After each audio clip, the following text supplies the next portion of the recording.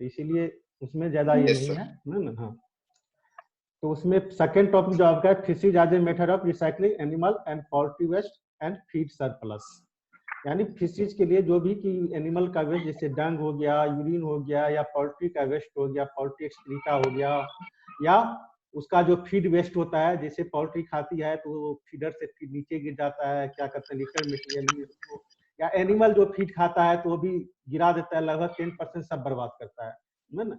या जो surplus feed animal के या पोल्ट्री के बाद जो सरप्लस फीड है उसको हम लोग पोल्ट्री के लिए कैसे यूज करें, ना, जो डैमेज होगा उसको हम लोग कैसे यूज करें। ठीक है, इसमें फर्स्ट है आपका फिश प्रोडक्शन।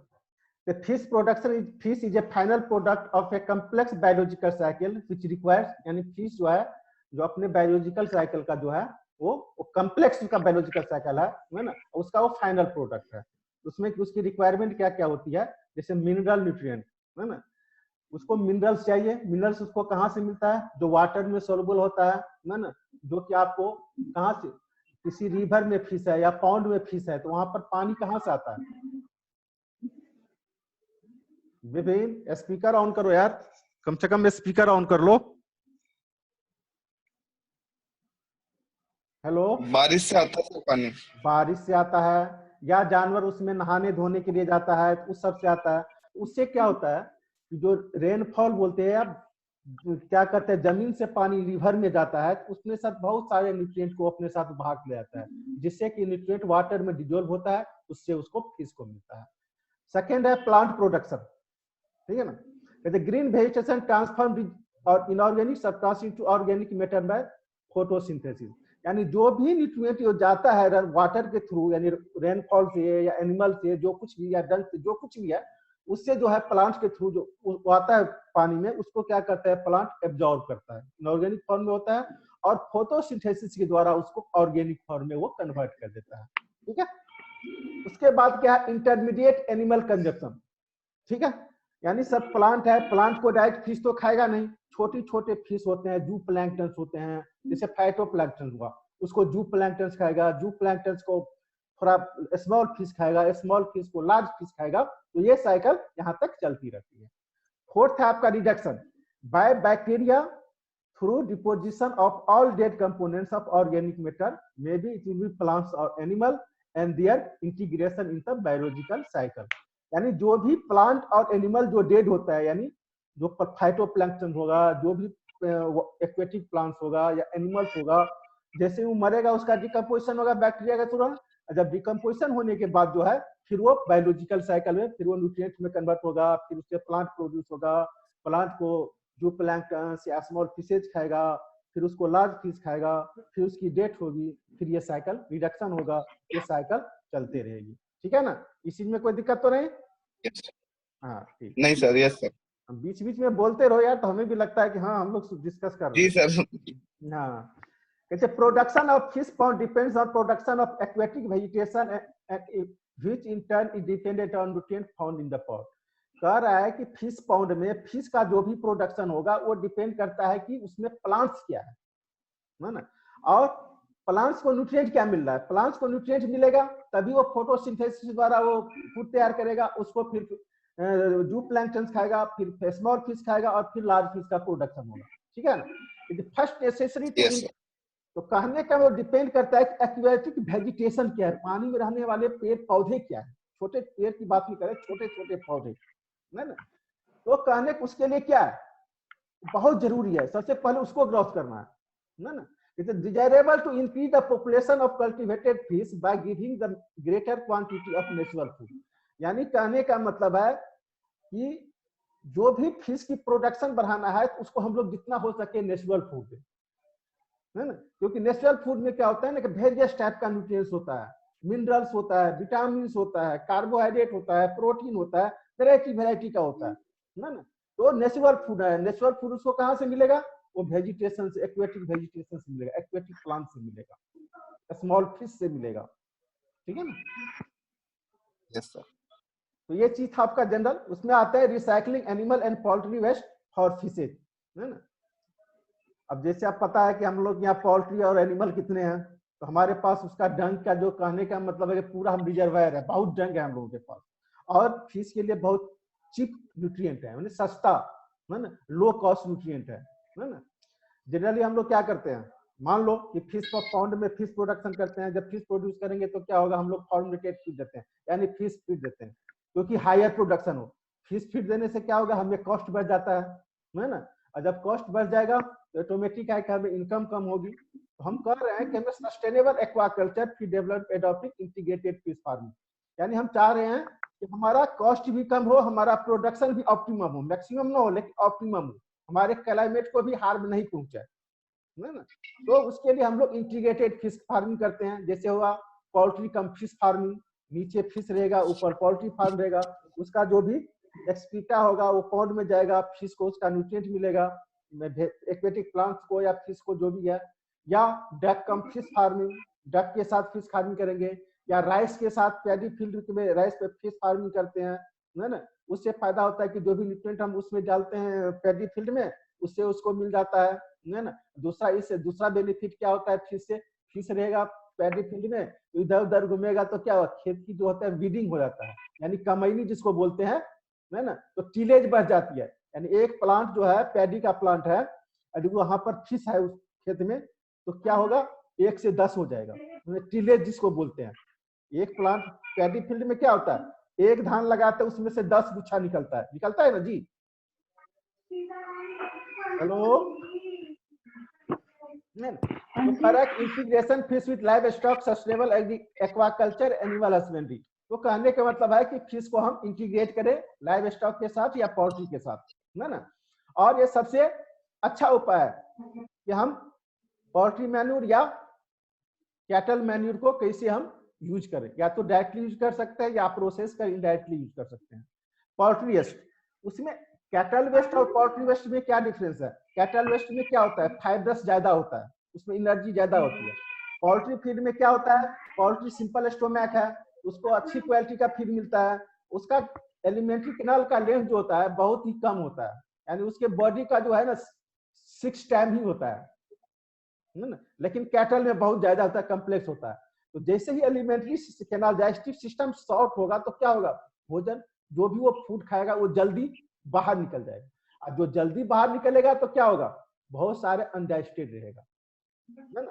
एक तो क्वालिटी फीड वर्क, इसलिए उसके डाइजेस्टिविटी 80% ही होती है। पोल्ट्री के केस में डाइजेस्टिविटी जो होती है 80% होती है, यानी 20% जो है वेस्ट चला जाता है, जो एक्सक्रीट हो जाता है फिशेज में, जिसको कि हम फिश प्रोडक्शन के लिए यूज कर सकते हैं, ठीक है। दूसरा होता है कि पोल्ट्री को फीड देते हैं तो फीड को इधर उधर छिड़कता है, स्पिल ओवर होता है, वेस्ट होता है, वो अप्रोक्सीमेटली 10% होता है। यदि फिश का पोल्ट्री फार्मिंग कर रहे हैं तो डायरेक्ट वो फिश को ही मिलेगा वो फीड, पोल्ट्री फीड, उसके लिए फायदा होगा, ठीक है ना। पोल्ट्री फीड में प्रोटीन कंटेंट कितना होता है, 18%, मोर देन 18% होता है। राइस एक्सक्रीटा मैन्यूर में कितना है, 10 to 30% प्रोटीन होता है ना। एनर्जी कितना होता है, काउ मैन्यूर में कितना होता है, 600 to 800 किलो कैलोरी पर केजी। पोल्ट्री एक्सक्रीटा में कितना होता है, 900 to 1200 किलो कैलोरी पर केजी। जू प्लैंक्टन जो होता है, जो फाइटोप्लैंक्टन को खाता है, उसको जब फिश खाता है उसमें कितना एनर्जी मिलता है, 3000 to 4000 किलो कैलोरी। देखो कितना डिफरेंस है एनर्जी का।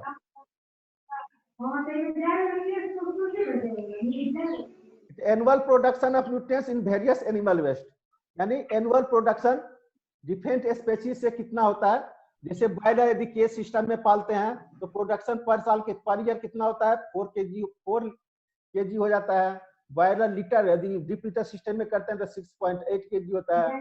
लेइंग हेन केज में 12 kg होता है, लेइंग हेन और डीप लीटर सिस्टम में आपका 24 kg होता है। पिग्स का जो है अप टू मार्केट एट में 146 kg मैन्यूर प्रोडक्शन होता है। डेयरी कैटल का आपका 880 kg यानी अप्रोक्सीमेटली 9 क्विंटल पर ईयर है। बीफ कैटल का अप्रोक्सीमेटली 657 kg पर ईयर है। इसका ऑर्गेनिक मैटर देखो किसमें कितना होता है। क्रूड प्रोटीन देखो, क्रूड प्रोटीन सबसे हाईएस्ट जो आपको होता है डेयरी कैटल में मिलता है, समझे ना, है ना।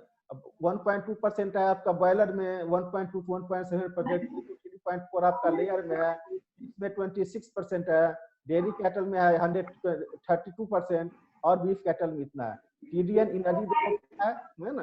तो ये टोटल एक साल का है, यानी एक दिन का, एक साल का है ये, ठीक है ना। The factors affecting the chemical composition and nutritive value of waste, यानी ये जो एक्सक्रीटा जो है पोल्ट्री मैन्यूर जो है या लाइव स्टॉक मैन्यूर है वो उसको कौन कौन सा फैक्टर इफेक्ट करता है, जैसे स्पेसीज किस टाइप का स्पेसीज है, जैसे हम दिखाए मैन्यूर प्रोडक्शन पोल्ट्री का कितना है, पोल्ट्री में लेयर का कितना है, बॉयलर का कितना है, उसके बाद पिग का कितना है, कैटल का कितना है ना, तो वो डिपेंड करता है किस स्पेसीज का हम मैन्यूर यूज कर रहे हैं और उस स्पेसीज में किस टाइप का है। अब जैसे काउ में ले लो, एक ड्राई काउ है, एक काउ जो है आपको लैक्टेटिंग काउ है, तो लैक्टेटिंग काउ में क्या होगा, ज्यादा न्यूट्रिशियस फूड खाएगा तो उसका एक्सक्रीटा भी ज्यादा न्यूट्रिशियस होगा in comparison to dry cow, ठीक है ना। प्रोडक्शन कैपेसिटी, कितना प्रोडक्शन मिल्क प्रोडक्शन है, उसका न्यूट्रिएंट इंटेक कितना खा रहा है, उसकी डाइजेस्टिबिलिटी क्या है, उसकी एब्जॉर्प्शन कितना हो रहा है, कितना एक्सक्रीट हो रहा है, ये सब डिपेंड करता है। दूसरी बात है फीडिंग मैनेजमेंट, यानी फीडिंग जो हम करवा रहे हैं मतलब हाई प्रोटीन फीड करवा रहे हैं कि हाई फाइबर डाइट फीड करवा रहे हैं, उस पर डिपेंड करता है, क्योंकि हाई फाइबर देंगे तो न्यूट्रिएंट वैल्यू में होगा, यदि हाई प्रोटीन फीड देंगे तो न्यूट्रिएंट वैल्यू मैन्यूर का ज्यादा होगा। फीड वेस्टेज जनरल जो होता है आपको पोल्ट्री और तो इससे भी उसका वेस्ट पोल्ट्री वेस्ट का वैल्यू बढ़ जाती है।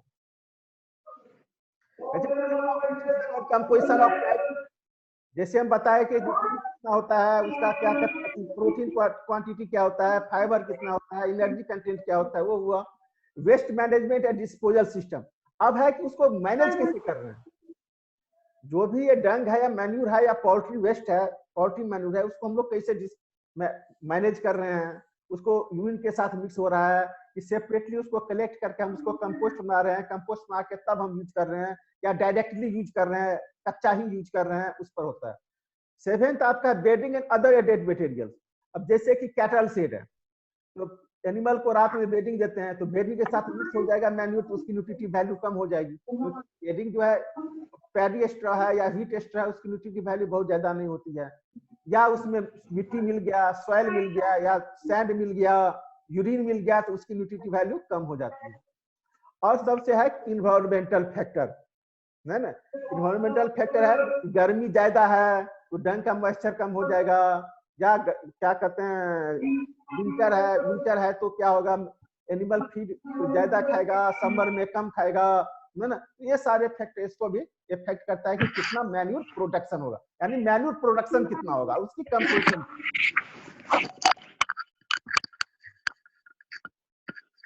Case system arranging poultry on fish, यानी आप पोल्ट्री फिश कम पोल्ट्री फार्मिंग करते हैं और पोल्ट्री को केज में पालते हैं फिश पॉन्ड के ऊपर, तो उससे क्या होता है क्लीन एयर प्रोडक्शन होगा, है ना, फीड का वेस्ट नहीं होगा, उसकी मैन्यूर से हमें लो कॉस्ट फीड मिल जाएगा फिश के लिए। तो कहने का मतलब है कि जो पोल्ट्री का जो बाय प्रोडक्ट है वो अच्छी तरह हमें as a feeding input use कर सकते हैं, ठीक है। उसके बाद है आपका the gap between demand and supply of inorganic, जैसे देख लो हमारे यहाँ क्या है, खेती बाड़ी होती है, तो क्या होता है, हमें केमिकल फर्टिलाइजर की डिमांड बहुत ज्यादा होती है ना, उतना गवर्नमेंट पूरा नहीं कर पाता है ना, तो इससे क्या हो जाएगा, हमें पौंड को फर्टिलाइज करने के लिए केमिकल फर्टिलाइजर मिलेगा ही नहीं, हमें यूरिया, फॉस्फेट, पोटेशियम वो मिलेगा ही नहीं, तो इसीलिए हमारे पास कोई और रास्ता नहीं है कि हम लोग लाइव स्टॉक मैन्यूर को वेस्ट को हम लोग यूज करें, ठीक है। और वो यूज करते हैं तो क्या है, बायोडिग्रेडेबल है, कहने का मतलब आसानी से डिग्रेड होकर के किसी और ऑर्गेनिक फॉर्म में कन्वर्ट इजीली हो जाती है, ठीक है ना। दूसरी चीज क्या है, जब भी पॉन्ड होता है जहां हम यूज करते हैं तो क्या करते हैं, फिश पॉन्ड के जस्ट ऊपर करते हैं, पोल्ट्री फार्म हो या डक फार्म हो, यदि कैटल शेड है तो साइड में होता है, वहां से डायरेक्टली वो अपना हम वेस्ट को बहा देते हैं, जिससे कि फिश को जो है आपको ये मिल जाता है। और दूसरी बात है कि यदि दूर दूर है कैटल फार्म या पिग फार्म या पोल्ट्री फार्म, तो उसको हम लोग ट्रांसपोर्ट करके पॉन्ड में ले जाते हैं, ठीक है ना। और क्या होता है कि ये नाइट्रोजनस है, प्रोटीन हाई कंटेंट होता है पोल्ट्री मैन्यूर में, तो क्या होता है, जो आपका एक्वेटिक प्लांट जो होता है जिसको प्लैंक्टन से बोलते हैं, उसको मल्टीप्लिकेशन करने में आसानी होती है, क्योंकि उसको फीड मिल जाता है ना। और जब उसको उसकी ग्रोथ ज्यादा होगी तो स्मॉल फिश की ज्यादा होगी, स्मॉल फिश की ज्यादा होगी यानी जू प्लैंक्टन की होगी, जू प्लैंक्टन का ज्यादा होगा तो स्मॉल फिश का प्रोडक्शन ज्यादा होगा, स्मॉल फिश का प्रोडक्शन ज्यादा होगा तो आपको लार्ज फिश का ऑटोमेटिकली प्रोडक्शन ज्यादा हो जाएगा। ठीक है ना। Animal manure consent considerable quantity of nutrients for fish production, non digested यानी क्या क्या आता है, नॉन डाइजेस्टेड फीड हो गया, है ना। उसके बाद में डिस्कस कर लीजिएगा। उसके बाद क्या, जो भी आपका यूरिन जाता है या माइक्रोबियल सिंथेसिस, जो क्योंकि रूमिनेंट में क्या होता है, प्रोटीन का सिंथेसिस माइक्रोब्स के थ्रू होता है, और जब वो एक्सक्रीट होगा उसका भी सफिशिएंट यूज होगा, है ना।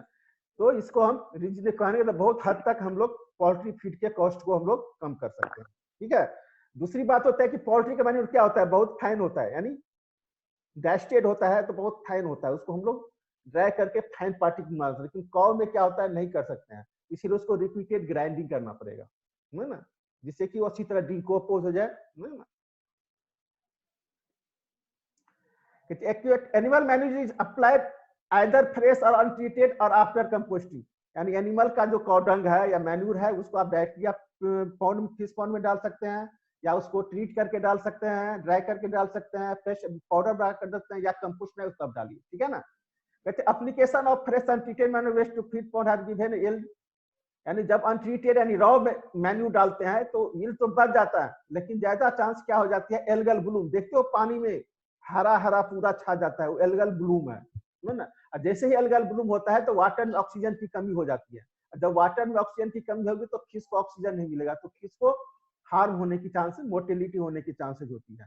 ठीक है ना। तो इसीलिए उसको, है ना, पहले से हमें सोच लेना चाहिए कि कितना क्वांटिटी दे, ऐसा नहीं कि हम खूब फ्री का खाए तो हम लोग खूब डाल दिए, खूब डालेंगे तो क्या होगा, वाटर टर्बिड हो जाएगा, गंदला हो जाएगा, तो भी ऑक्सीजन की कमी हो जाएगी।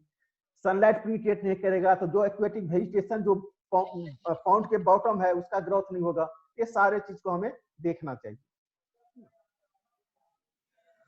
कहते जब बीओडी जो बायोलॉजिकल ऑक्सीजन डिमांड जो है वो जो है कितना परसेंट ड्राई मैटर वाटर में डिसॉल्व है उससे हम लोग पता कर सकते हैं। कहते हैं poultry manure has higher BOD, poultry manure higher BOD in comparison to ruminant manure का होता है क्योंकि उसका पार्टिक्यूलर बहुत ही फाइन होता है। ठीक है ना। कहते a high BOD implies rapid digestion and conversion of up to introduction of pond, यानी कहने का मतलब जो भी ये चीज हम डाल रहे हैं उसको क्या हो जाता है, सबसे पहले माइक्रोब जिसको मतलब डिकम्पोज करेगा, डिकम्पोज करने के बाद उसको एक्वेटिक वेजिटेशन है वो उसको खाएगा, जो आपको फाइटोप्लैंक्टन होता है ना। तो इसका मतलब उसकी डिमांड, जैसे ही माइक्रोबियल डिकम्पोजिशन होगा तो बायोलॉजिकल ऑक्सीजन डिमांड जो बहुत ज्यादा हो जाती है ना। ये चीज बता रहे हैं। एनिमल वेस्ट एप्लीकेशन, एनिमल का वेस्ट कैसे एप्लीकेशन करना है। फर्स्ट एप्लीकेशन कह रहे हैं कि 1 से 2 सप्ताह पहले फिश स्टॉकिंग जो करेंगे 1 से 1-2 सप्ताह पहले हम लोग फर्स्ट एप्लीकेशन करेंगे, है ना। कहते जब भी करें अप्लाई हमेशा मिड मॉर्निंग में यानी सनराइज होने के बाद करें, है ना। जब भी डालना है रेगुलर एक पीरियड्स मेंटेन करें, ऐसा नहीं कि हमें हर वीक डालना है या हर 15 दिन पे डालना है, तो कोई बात इस बार हम 15 दिन डाले अगले बार हम 1 महीना में डालेंगे और दोनों महीना का दोनों 15 दिन का एक ही सारा नहीं, रेगुलर करना चाहिए। क्योंकि देखिए जैसे ही हम ज्यादा डालेंगे तो क्या हो जाता है, माइक्रोबियल डिकम्पोजिशन ज्यादा होगा, बीओडी डिमांड बढ़ जाएगी, वाटर में ऑक्सीजन की कमी हो जाएगी, तो फिश को दिक्कत होना शुरू होगा, है ना। Make sure that the fresh water is available for flushing in case of DO depletion. जो ऑक्सीजन यदि कम होता है, अब हम डाल रहे हैं क्योंकि हम नाप तौल पे तो डाल नहीं रहे हैं, अंदाजे से डाल रहे हैं तो डिजॉल्व ऑक्सीजन जो की कमी होती है उस पर ध्यान देना चाहिए। और जैसे ही क्योंकि जैसे ही कमी होगा तो क्या होगा, मछलियां सांस लेने में दिक्कत होगी, वो पानी के ऊपर उछलेगा, तड़पेगा, एकदम ज्यादा आएगा, उछल कूद करेगा, तो उस समय हमें फ्रेश वाटर कहीं का सोर्स होना चाहिए जो इजिली उसमें हम डिजोल्व करें। क्योंकि बाहर से पानी जैसे पंपिंग से डालेंगे, किसी नाले से बाहर का फ्रेश पानी डालेंगे तो डिजोल्व ऑक्सीजन की कंटेंट बढ़ जाएगी, है ना। ड्यूरिंग पॉन्ड, जैसे ही पॉन्ड को हम लोग प्रिपेयर करते हैं फिश स्टॉकिंग से पहले, तो कह रहा है नीचे का जो बॉटम का जो सॉइल होता है उसको 1 से 2 इंच हटा देना चाहिए, है ना। हटा देने से उसके नीचे का जो क्या होता है वो अच्छा फर्टिलाइजर का काम करता है।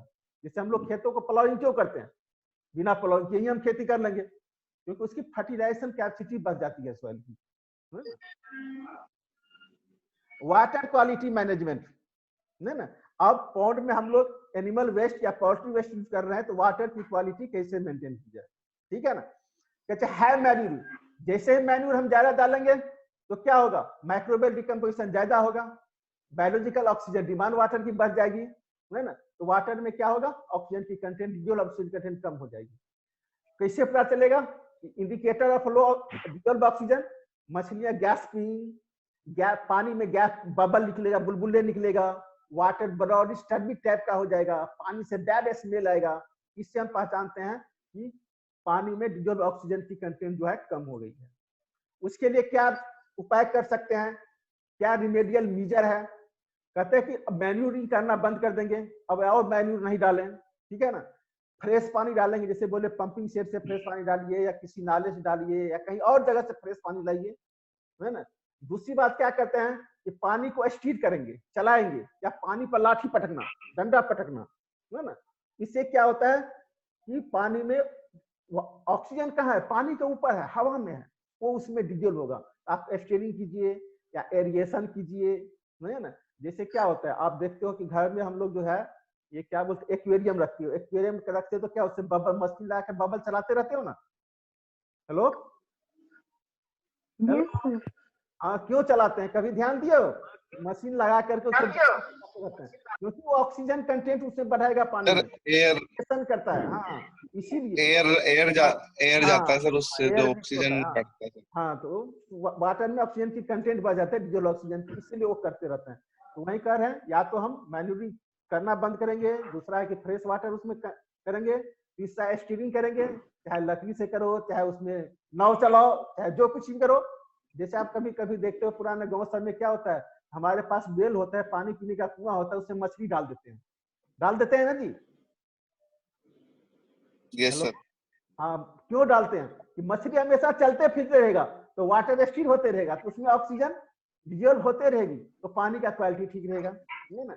एरिएशन ऑफ वाटर, यानी जैसे भी वो पानी में एयर ज्यादा घुसा है, जैसे कभी कभी तो डंडे पीटते हैं पानी में, डंडे पीटने से उससे भी वेरिएशन होता है।